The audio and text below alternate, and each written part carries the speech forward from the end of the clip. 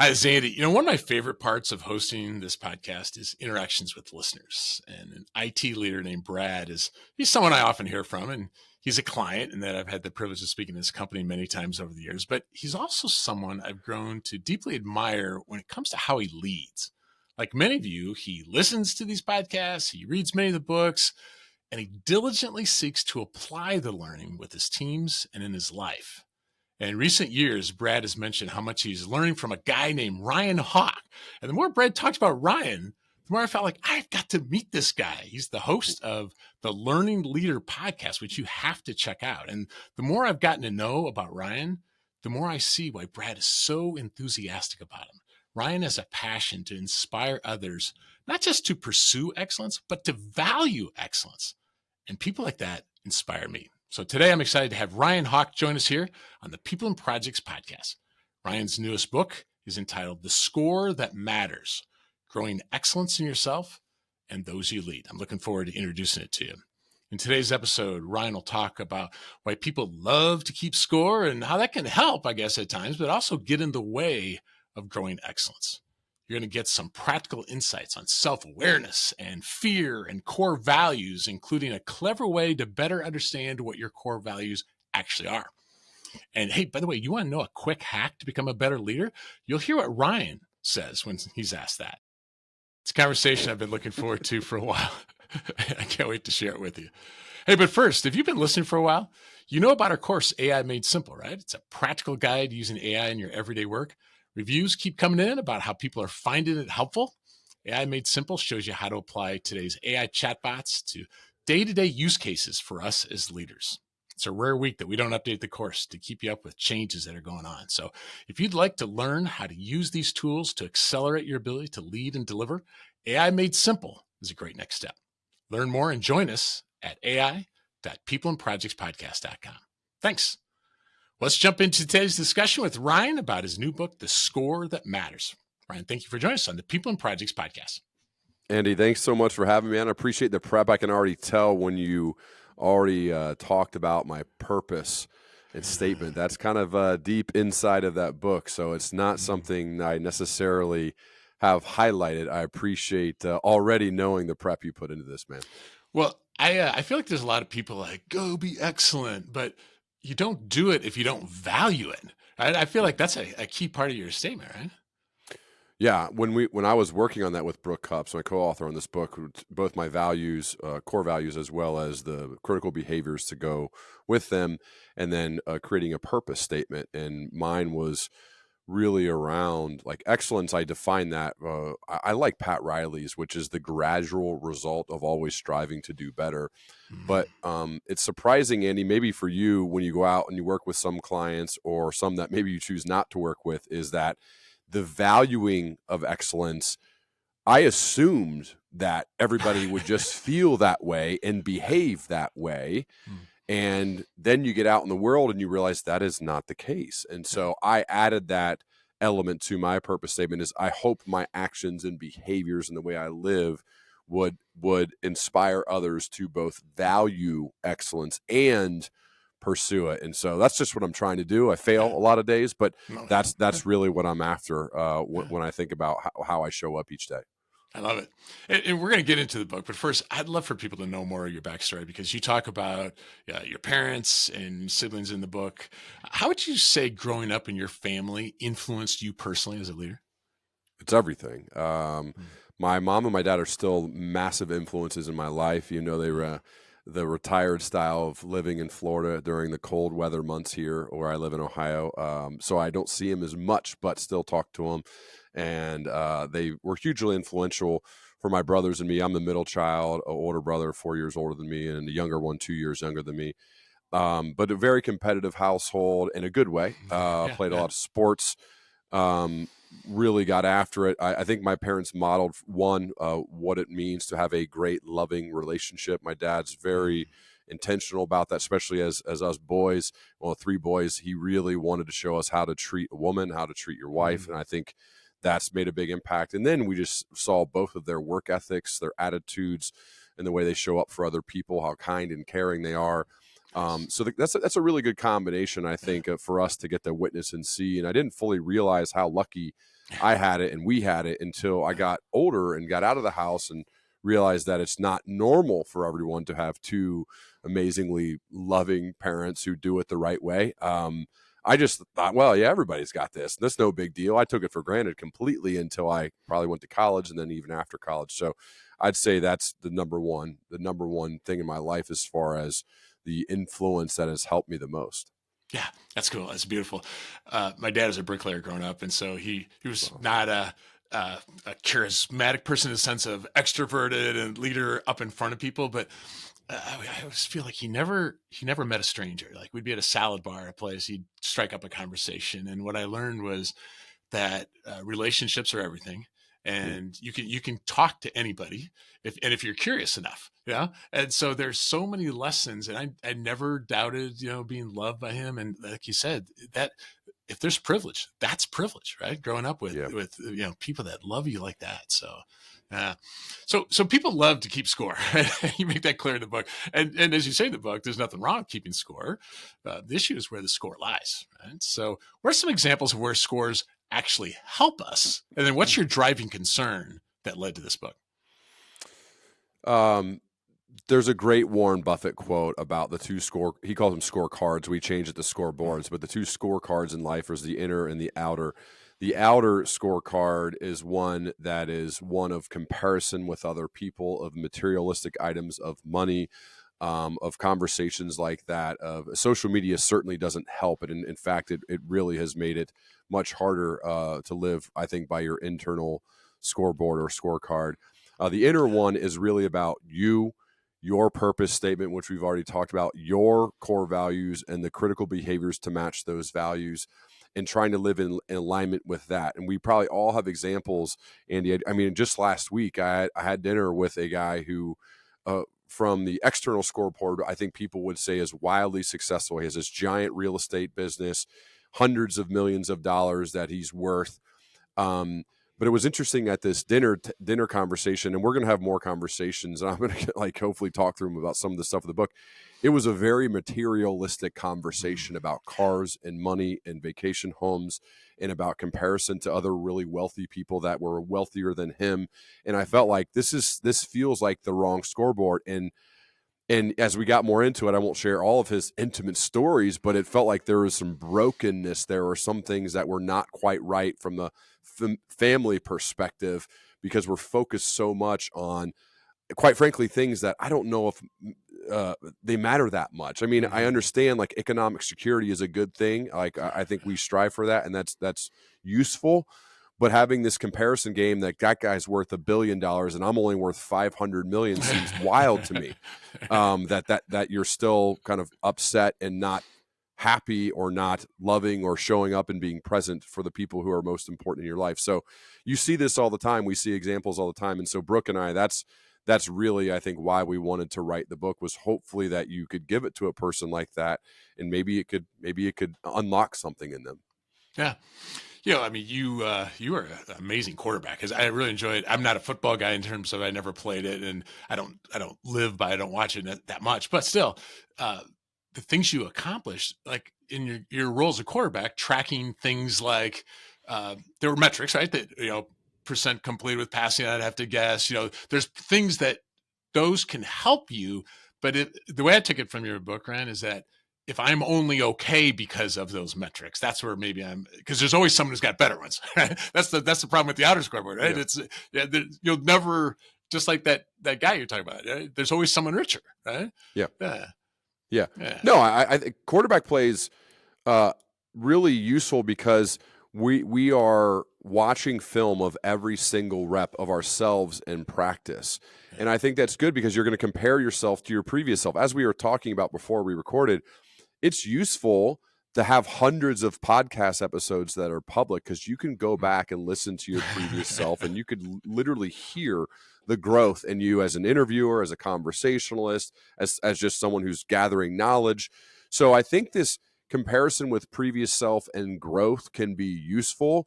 That's part of your inner scoreboard versus comparing yourself with the world out there, because you're always going to find people out there that are at least sharing their highlight reels on social or other things that's going to make you just feel inadequate, make you feel bad, and could get you off track from following and living up to your values and the process that you're putting in place to achieve any type of goals you may have set. That it's really about focusing on what is your process, what are your goals, what are you going for, as opposed to what society tells you should be or what other people are doing.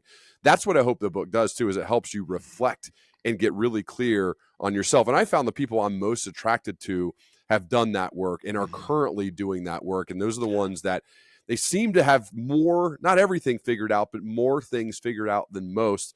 And then, you witness them, Andy, where they have this kind of comfort in their own skin because they've done the work and they're doing the work. And I think that's something that I'm personally striving for.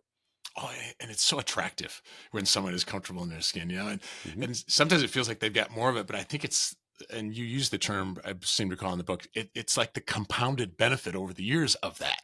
So it's not like they were necessarily born with it as much as they compounded. So I think the idea is really good, and the way you unpack in the book is really good. I'm just interested, because I think it's easier if you and I apply it to ourselves. Like, what are some outer scoreboards that if you're not careful, Ryan, it can lure you even today, now that you know it, you've written a book about it. What are some ones, if you're not careful, and is any practical ways that you've learned to try to catch yourself from drifting to those? Me personally? Yeah. I mean, it's easy to see people on stages with thousands of people and be like, oh man, what am I doing? Or to see like exotic vacations or stuff like that. And usually it is from following on social media. So it's almost been like a mindset shift to saying like, wow, that's amazing. I'm going to text them or send them a note to say, that's phenomenal that you're doing that. Like, be happy for other people as opposed to comparing yourself to other people. Like, develop relationships with other people as opposed to comparing yourself to them. I found too, just being really intentional about transformational relationships instead of transactional ones. And, you're going to have some with both, but my hope is to steer more towards those transformational relationships with people that when I do that and I have those dinners and those conversations and those meetings, I feel so good about what's happening through the course of developing like these. By transformational, I mean like by having a relationship with that person, you both change for the better. You both improve and you both grow. Maybe you challenge one another. Focusing on that as opposed to looking at things from afar, looking at highlight reels of other people, where then you're just going to feel bad about yourself or about what you have going on. Because when you see those highlight reels, you're seeing a tiny portion of somebody's life as opposed to the whole life. And I forget who said this. It's been repeated many times, but it said, if you look at that and you're envious of that, you need to think about the entire life, not just that little tiny fraction of a thing that you're comparing yourself to, that you're getting bothered by. And doing that can help too, but I think it's even better just to focus on some of the more offline transformational relationships as opposed to comparing yourself with highlight reels all the time. That's so good. I'm getting to the age, Ryan, where I run into some either friends or colleagues like starting to retire, or they're, hey, Andy, when are you going to retire? And there's times where it might be like, I don't know, maybe I should be thinking about that, or I think you and I know there are things we could do to get more traction on social media if we wanted to. And you can chase the wrong metrics there. We're certainly in the podcast world, we'll never be the number one, right? But how could it's easy. So the thing I've started watching for, and it's very similar to what you said, I appreciate how you said it, is the flag for me is when envy starts, because envy seems to be, I'm feeling like my status is being dropped, where I loved your section in the book about transactional versus transformational. I feel like if we can detect that, we can raise the status of the people around us, celebrate with them, call them out, celebrate with them. And when we raise their status, it doesn't have to reduce ours, but it actually ends up being more rewarding for both of us, right? Does that resonate? Yeah, I mean, I love Charlie Munger's quote about envy. I think we put it in one of the chapter titles, that like the world isn't driven by jealousy; it's driven by envy. And he says there's nothing more counterproductive than envy. Someone in the world will always be better than you. Of all the sins, envy is easily the worst because you can't even have any fun with it. It's a total net loss. And I was just like, yeah, like that's true. But it's really easy fall to that, and we've all done it. Oh, yeah. But I think being more inwardly focused actually will make you better for the people that you're leading in your life. Like leading yourself first Right. is mandatory before you're going to lead anybody else. And I think the problem at times with leaders is we forget that order. Mm-hmm. And sometimes even some may view that as being selfish. It is not. It's just like in a relationship with your wife. Like she just had like a cool lunch with one of her best friends that went through some really tough times. And I love that she spent 2 hours doing that, like them going deep. And I want, that's part of her leading herself and taking care of herself. And in this case, taking care of somebody else. But this is an important relationship for her. Is that being selfish, being away from the family for 2 hours? Of course not. That's leading yourself first, which will then open you up to leading others. And if we mix that up or we forget that we have to constantly and consciously do that each day, I think we're going to struggle. And so that's what this inner scoreboard work is really first and foremost about, leading yourself before you lead anybody else. Oh, yeah. Yeah. In fact, your process starts with self-awareness. The quote was something along the lines of, self-awareness is the only trailhead to the path of excellence, which I thought was a beautiful way of saying it. That was a good day when you spent time writing that phrase right there, friend. So I just think we're notoriously blind, though, to how good we are at this whole self-awareness thing. So can you think of anything that you know about yourself now, or more self-aware about, that you didn't know, or at least didn't know as obviously 5 to 10 years ago, and how that helps you? Wow. We might need another podcast. Be here forever. No, what I think is important as far as how to become more self-aware, because Tasha Urich, we state her statistics in there, and I've talked to her on my podcast a few times, is that most of us think we are, but the majority of us are not. So what are the ways? Was it like 85% of us, 15% or something? Yeah. Huge stats that believe we are, but we aren't. So one of the tools I think that you put in place is, you can call it whatever you want. You can call it your mentor board of advisors, your foxhole friends, the people that will tell you the unvarnished truth as a selfless act of love. That's what it means to give people real and tough feedback at times.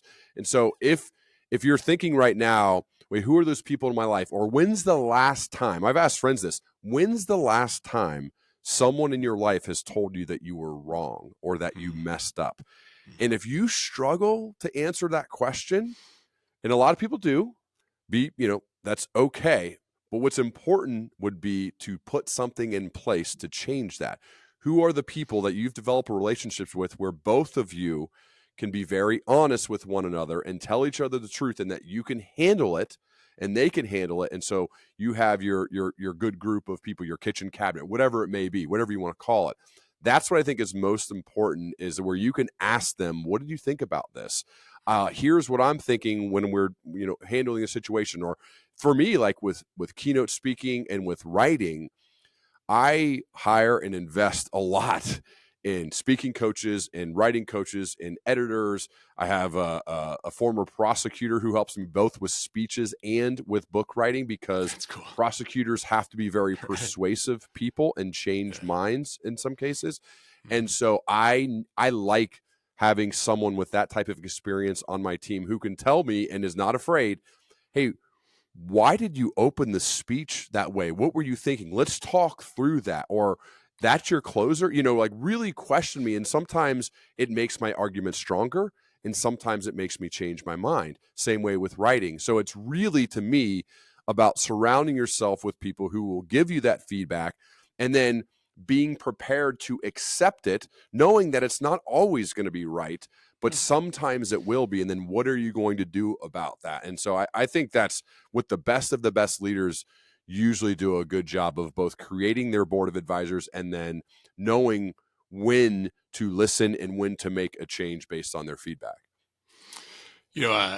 My youngest is middle school, and so I have the privilege of coaching his basketball team. But my assistant coach, like when you ask that question, when's the last time someone told you wrong? During a timeout, I was thinking, man, maybe we want to pull back in 2-3. He goes, well, real quick, coach, and he was willing to give another alternative, but he did it respectfully. He and by the way, he was right, and I felt so good after that because he was willing to do it.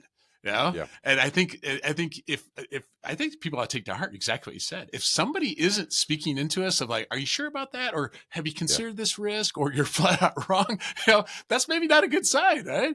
And so so that was actually one of my favorite parts of the game of like, we are at that point now where we can have those sorts of conversations in a respectful way. What a credit to you too for giving him, like empowering him to speak up and to share. And then, because also it's really big on how you receive feedback. So That's a good one. I've messed this up, but I've also been on the other end of it where I had a boss and he said, I love feedback, give it to me, like anything, give it to me all. And so like, I want to serve my boss, right? So like, I remember giving him feedback and immediately when that person who asked for feedback and then you give it to them and they get very defensive and then they blame other people and then they explain why it is they did it, I immediately go, oh, he didn't mean it. He can't accept feedback, right? I'll still keep trying, but if that person proves to me that they can't accept it or won't accept it, even after asking for it, that person's probably going to struggle with self-awareness. Yeah, They're going to struggle because even when people are trying to help them. So as leaders, it is really important for us, just like how you handled that moment at the basketball game. If you would have said like, Ash, hey, I'm the head coach. Sit down, right? What you could have done, because you're the head coach, if you would have done that, what do you think your assistant coach does? He's just going to stay quiet, right? He's probably not going to speak up very much because you're training him. You're letting him know that you can't accept feedback, that you don't want to hear it. And then your self-awareness level is going to decrease as we go because you're proving to other people that you can't take it. So as leaders, it's really important, even if we get feedback and let's say we disagree with it, which happens sometimes, it's really important that we accept it, that we are grateful, that thank you for your feedback. I really appreciate it. You talk through it with them. I think that's critical. And the ones who do it well, sustain it over time, they're the ones who are good at that. Yeah, I love it. I think that applies just as much to middle school coaches as it does to everywhere, anywhere, any sort of at home, right? Even so. For sure. Your co-author Brooke, he's a high school teacher and a basketball coach, and each student who passes through his leadership class is asked a question that I think is deceptively simple: what's holding you back? So do you remember what's the most common answer that he gets, and what's your perspective on that answer? Most people are scared to be embarrassed. They're afraid. They're worried about what others will think. And I think that's what holds most people back is that. And I remember I'm getting ready to go to this big event, like this big banquet. I wasn't the speaker or anything, but I was just going to the event. Me and my dad were going. We were traveling, and I brought a few options of things to wear to this event. And I asked my dad, I'm like, hey, what do you think about these pants? This is kind of awkward. It's a son and his dad. What do you think about these pants? What do you think? And like, how do you think they look or whatever? And my dad, which, now I use it in every area of life, where my dad said, hey man, they don't care about your pants. They care about their pants.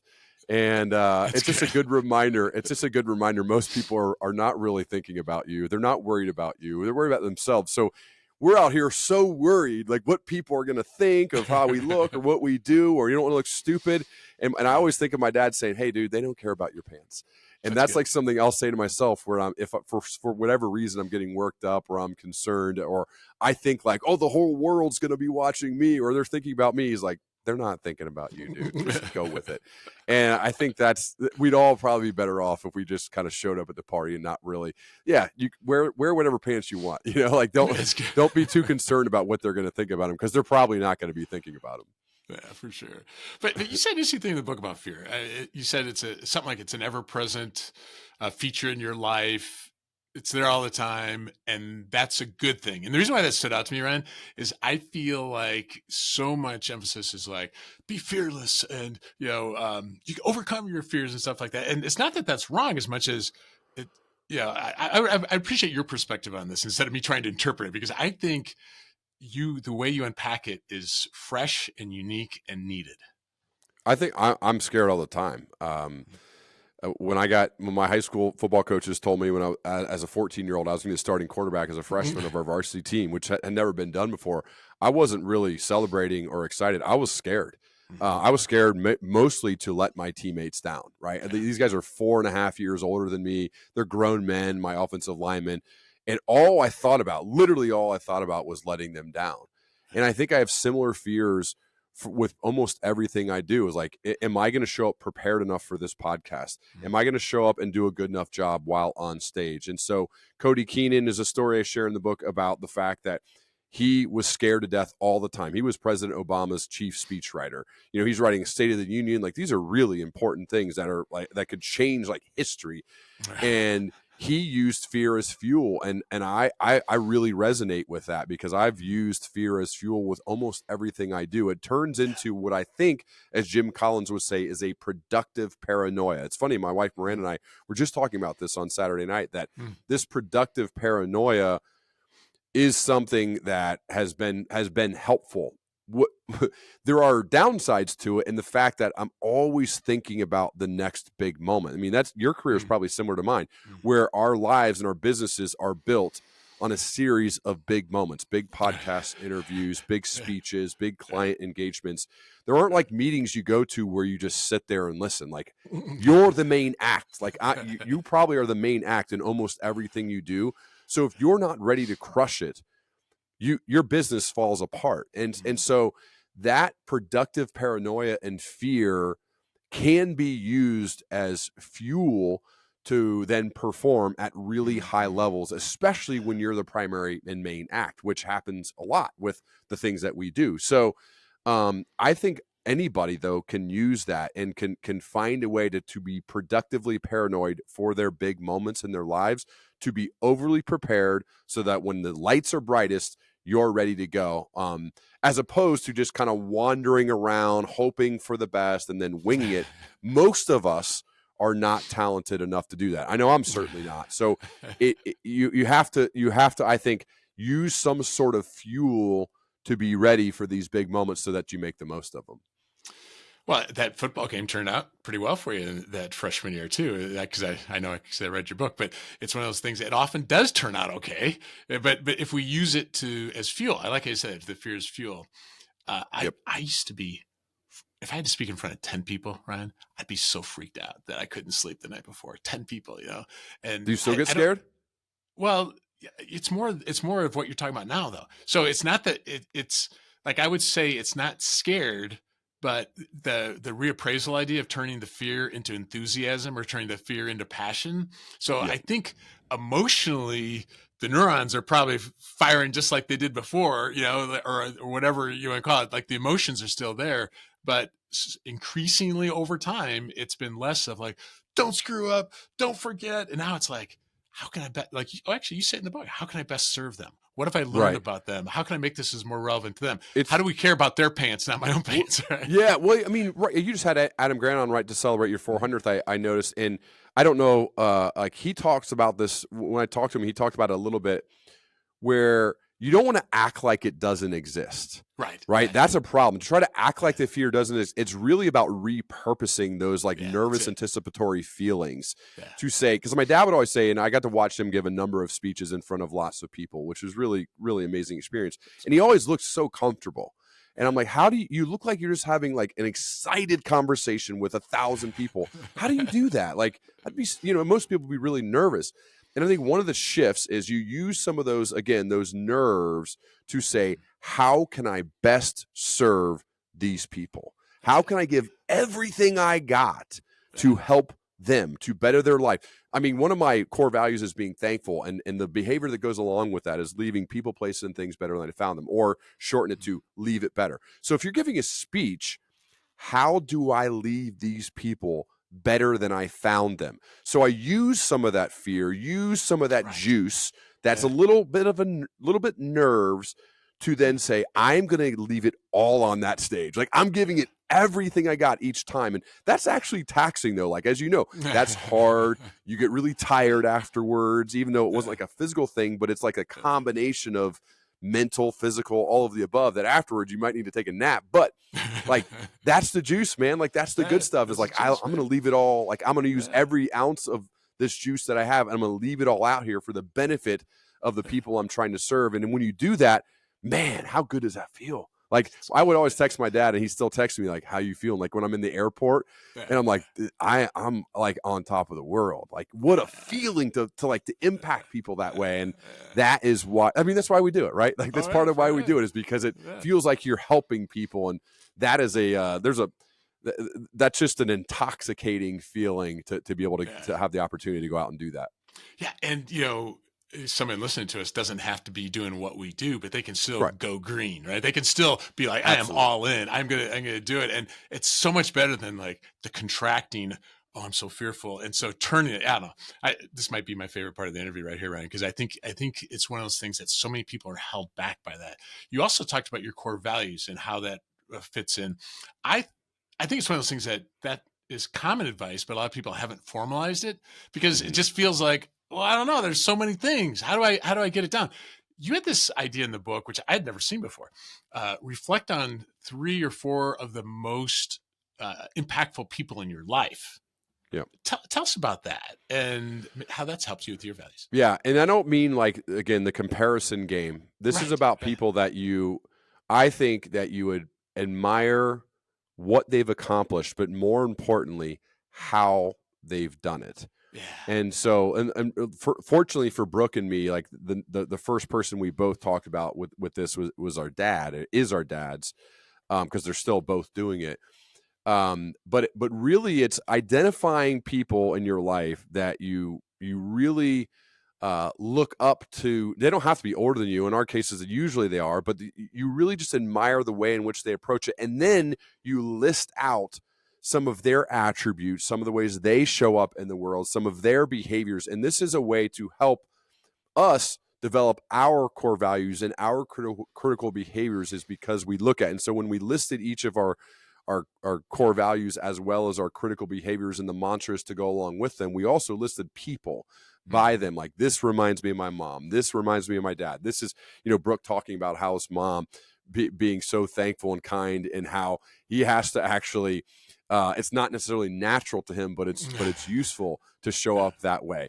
Like, and thinking of his mom really helps him do that. So I think seeing, like, being lucky enough to have people in your life that you admire the way in which they behave, and then not like fully modeling, but maybe modeling a piece of you after that, can be a way to kind of get clear on what you value, and knowing that, like, this may evolve and this may change. And sometimes, like, we all grow and evolve. So our core values are pretty set and the behaviors are pretty set, but things may evolve as we get older, and maybe there'll be other people that come into our lives that really impact us in a way that make us tweak things a little bit. Yeah. I just felt like it helped me personify it, because it's easy to say curious, thankful, persistent and consistent, but then all of a sudden, it's like thinking about, like, I when I talk about my dad being thoughtful, like, one of the examples of this, just to kind of bring this to life for other people who maybe are thinking this through and, like, they want something like concrete, like sitting at a Christmas or Thanksgiving with extended family members. My dad's really smart. He's a very accomplished guy, but he never is the loudest guy in the room, ever, never.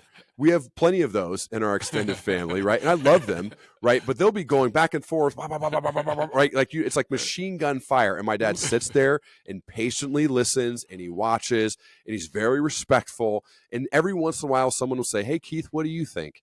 And he'll talk for like 35 seconds, like not that long. And everyone's like, "Oh, yeah, that's it." And you kind of move on to the next thing. And it's like, there's like 20 minutes of banter between people. My dad didn't say a single word, and then he spoke up, and everyone's like, "Yeah, that's kind of it." It's like, that's like being thoughtful. I'm like, I want to be more like that. Like, I'm not even close to there yet, but, like, these are kind of aspirational attributes of people that you love and admire. And that's I think that's an example that kind of brings this concept home. Yeah, no, I really like it. And it's not that it's a quick hack, but it's just one example of many of the exercises in the book. And I do want to get this question, though, because you get a question often about what's the quick hack? What's the shortcut to becoming a better leader? And what's your disappointing answer to that question? Well, I mean, there's just no hacks. That's just not how it works. I mean, this is a common question at the end of Q&As, of keynotes. You probably get the same thing, like, what's the quick hack, or what can I do? And I haven't personally found one. Usually the right way is the hard way. Usually the right way are dedicated behaviors and habits and process-oriented goals that you work on each and every day. Chris McChesney talked about this on my show with the 4DX, 4 disciplines of execution, right? It's really focusing on daily behaviors and actions. And as Bill Walsh would say, the score then takes care of itself. Champions behave like champions long before they win a championship. And so, but that's also a never-ending pursuit. There's this never arrived, always becoming mindset with that as well. So I know hacks and those types of things are sexy, but what I found to be most effective is consistency and showing up and doing the work each day, regardless of whether you feel good or you don't. As James Clear said on my show a few times, it's probably more important what you do on the days when you don't feel good versus when you do. Everybody can work hard and do what they need to do when they feel good. It's what do you do when you don't? And there's a lot of days when you don't. Can you still show up and do the work and consistently do what you're supposed to do? I think that's the ultimate hack, right? But that's not sexy and it's not even necessarily fun for everybody, but it does seem to be most effective. And yeah, like the whole chapter on monotony, I just thought was just so good because it what feels like another day of your brother in the weight room or you in the weight room or another day of us just showing up, another day of prepping for an interview or whatever. It's one of those things. Well, I guess the terminology we talked about before, it compounds over time, right? Those little things in the monotony. And then someone's like, oh, Ryan's such an overnight success. Like, what are you talking about? It wasn't overnight. Yep. Right? It was the 6 a.m. club that Brooke has, right? Or whatever they call it, Breakfast Club. Breakfast Club. Yeah. I mean, those are those that you look at. Brooke's son, Gabe Cupps, Mr. Ohio, as a junior, state champion, first time ever at Centerville High School. Playing, starting as a freshman at Indiana right now on the basketball team. Where does that come from? Like, I mean, he's 6'1", skinny kid, but he's been a Breakfast Club guy since he was little. And even there's a great picture we got the day after they won the state championship. They celebrated with their teammates. They went to Waffle House and they got a quick nap, and then they were back at Breakfast Club, like working out for the next season. And I think that those stories, it's not an accident when Gabe Cupps does what he does. It's not.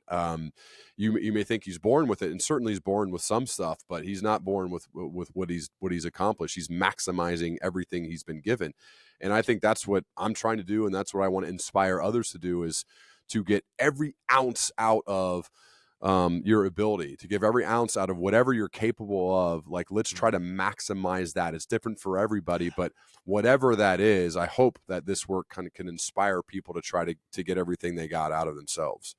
Right on. There's so many more things we could talk about, but I want people to get the book. But let's end with this. We have a lot of parents who listen to the podcast. As a dad, can you think of things that you and Miranda try to do to kind of instill these ideas in your children?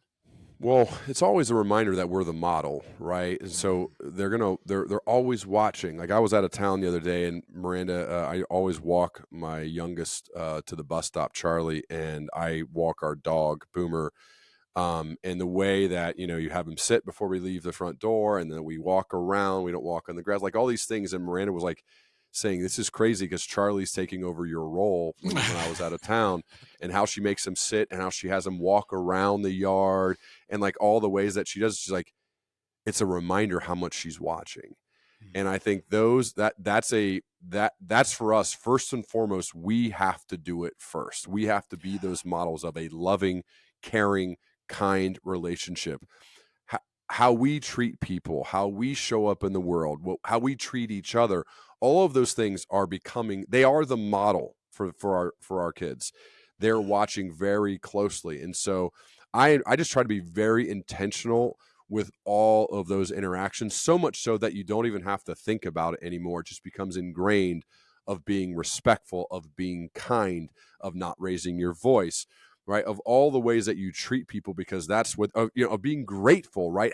Let's play a game. How many times and how many people can we thank at Chipotle when they build our burrito bowls, right? Okay, there's 4 workers plus the cash out person. Okay, thank you for that. Thank you for that. Thank you for that. You notice if you start doing it, your kids will be like, oh, I guess that's what we're supposed to do. So just like creating these habits, these ingrained behaviors by you doing it first.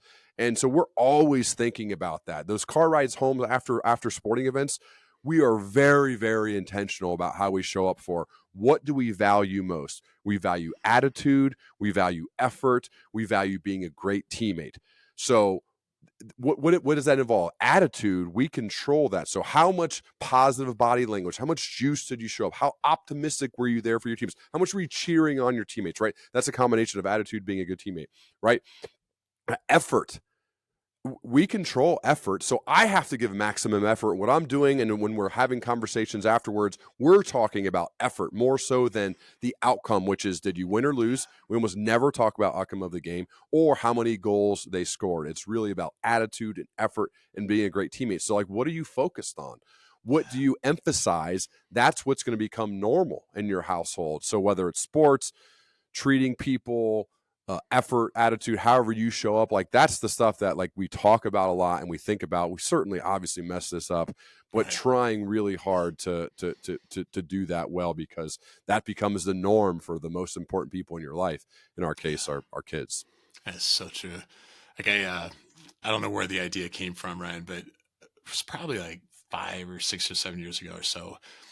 I started getting this thought of, I want to react to my wife the way that I want my sons to react to their wife someday. Yeah. And if I take that mindset, I'm going to react to my wife differently, as opposed to in the moment. Like you said, we screw up at this all the time. But just a friend of church recently was saying that she was just talking to my son, and she goes, he's like a mini you. I'm like, what do you mean? He goes, just the way he talks. And awesome. And so I don't know if that's a blessing or curse, but I did think this. That means he's paying attention. Right? Mm-hmm. More than you and I know, they're paying attention. Right? So yeah, so true, man. It's so true. There's the good and bad to that, right? There's the bad is when we screw up and we're like, oh no, I just set the worst example, versus the good when you're like, hey, because part of the measure for that is what they do when you're not around. How do they show up? Like they're having a sleepover at somebody else's house, or whatever. Someone else takes them out for a meal. Like how grateful were they? How respectful were they of the server? Like, all those things. And so when you hear like good stories about it, you're like, are we doing this right? Like, are we, like every once in a while we feel like maybe we are. And then obviously there's a lot of times where we feel like we're screwing up. But I think like that's some of those markers are good to see. Yeah, for sure. Well, for those listening, this discussion, it's just actually a small taste of what's included in Ryan's new book. I consider this book a must read for anyone looking to take the next leap in their leadership journey. So get a copy of Ryan's new book, The Score That Matters. I put links to the book and the book's website in the show notes for this cast. So Ryan, thank you for joining us on the People and Projects podcast. Andy, thank you so much. Again, I love and really appreciate all your prep, man. This was fun.